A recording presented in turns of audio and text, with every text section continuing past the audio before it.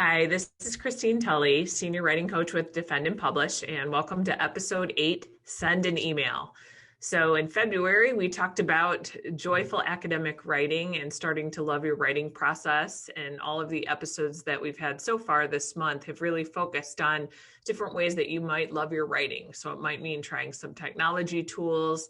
It might mean fooling yourself into thinking you're not at a writing session, even though you're actually doing some writing. And it can mean lots of other things. There's many other ways to get into your writing again. And so today, the advice for sending an email might seem a little bit counterproductive. We're usually told not to check our emails and that we spend too much time on email, and that's why we're not getting any writing done. But you can actually use email in a way to get more of your writing done. Here's how you do it.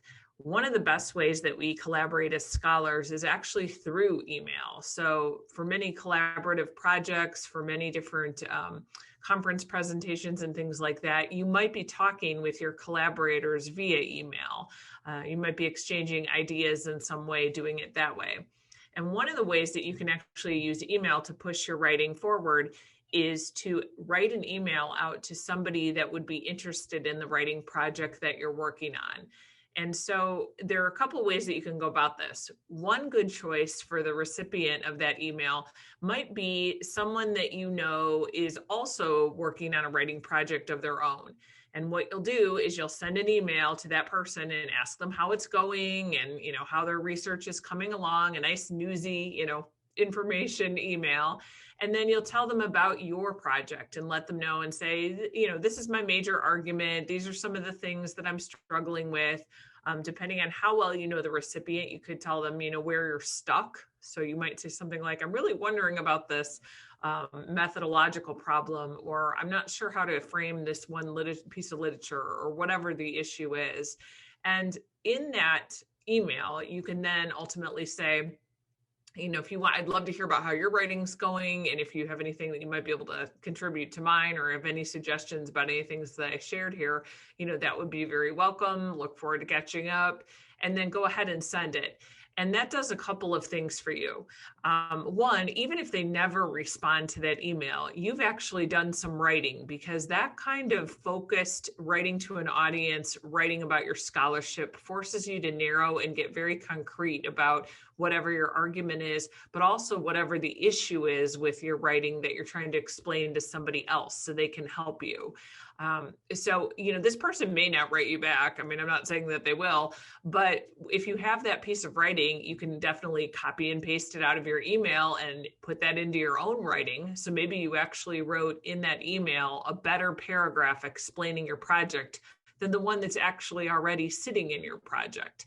So one of the rules with doing this, sending an email to get some writing going, is you have to generate it new. You can't just copy and paste it out of your project, because that defeats the whole purpose. You want to write a new email where you're sitting down, ideally without any of your notes or anything in front of you, because a lot of times that tends to be a much more clear email to somebody else, because you've got to do some explaining. That's one of the emails that works wonderfully for this kind of thing, because at least in my experience, when I suggest this to new faculty, I would say, maybe half of the time you get an email back, sometimes more than that, depending if it's a closer professional friend, or maybe somebody you went to graduate school with.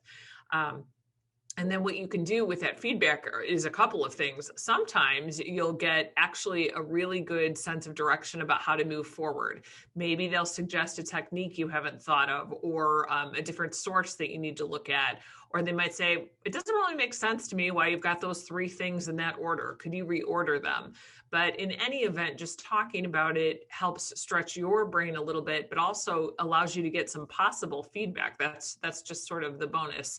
And then the other part of that is that person might also suggest to you some of the things that they're working on, and you can think about ways to strengthen their writing, which also makes you think about what things are working for you. So it's basically a cycle of love in February. I would encourage you to do that. Those nice professional emails. A lot of times we don't send too often, but I think we need to do more of them. And I do try to do those now and then, at least once a month, to try to get a conversation going about writing. The other type of email that you can do is if there's somebody's research who you've cited. This is very field specific because many of our disciplines have superstars that everybody emails them and they never email back. But a lot of times, if you get to sort of a mid-tier person that did some interesting research that you're citing, I think it's a great idea to send an email. And no, you don't have to be a grad student. I know we always suggest this to graduate students to do networking, but it's good for faculty at any rank or any point in their careers as well. And what you might do is just say, hey, I've been reading a lot of your research about topic XYZ. This is the current project I'm working on. You say the same kind of paragraph that you might have told your friend. Of course, you're going to be very, explicit in what the argument is of your project. But again, nice and succinct, right? So just a paragraph or two and say, I'd love to hear your thoughts on this project, or if you have any suggestions of other avenues I might take or other research I should read. And just let them know. So it's kind of like, the fan email. I'm a big fan of your work, and I'm actually citing some of your work. This has actually happened to me. This is a technique that I've actually used because I work in faculty writing studies. That's why I'm doing these podcasts for Defend and Publish. And I'm really interested in how faculty write. So one of those people for me was actually Helen Sword, who's written some books on stylish academic writing and Air, Light, Time, and Space. They're both fabulous books. And I also talked about her writer's diet in a previous episode, in the technology tools episode. But in any event, I didn't do this via email, but I did do it at a conference when I saw that she was there. We happened to just be sitting near each other. And I did exactly what I'm telling you to do in an email, but I actually did it with her in person and said, this is the book I'm working on. These are some of the questions that I had. I talked with her for a little bit. And then as soon as I stopped talking to her, I scribbled down some notes very quickly so I could remember what were some of the things that she had said. And since then, I've followed her work, and I know that she and I have talked to every once in a while. So, it's something that I would recommend, because one of the nice things about this is writing is such a solitary pursuit. And I think one of the reasons that we get tired of writing is because we just go to our writing space and we plug along on our writing and that's it. And it's not very exciting. But we all use email as a distraction, and this would be a really nice distraction if you actually get an answer back from either one of those people. A colleague you might know well or reasonably well, and then maybe somebody who you don't know reasonably well, but their research is something that you've cited. Those are both great emails to get back because they'll shape your work in different ways. I would recommend, strongly doing either one of those. If you feel like this is something that you want to do a little bit more often, I also encourage you to do this if you're in a faculty writing group or you don't have time to start a writing group. You can even do an email exchange and just get a couple of people together and say, hey guys, would it be okay if we all emailed each other every Monday and just updated each other on what we're working on for the week and what areas we're struggling in? That's another way that you can, again, clarify your thoughts. You might have some content you can copy and paste out of that email.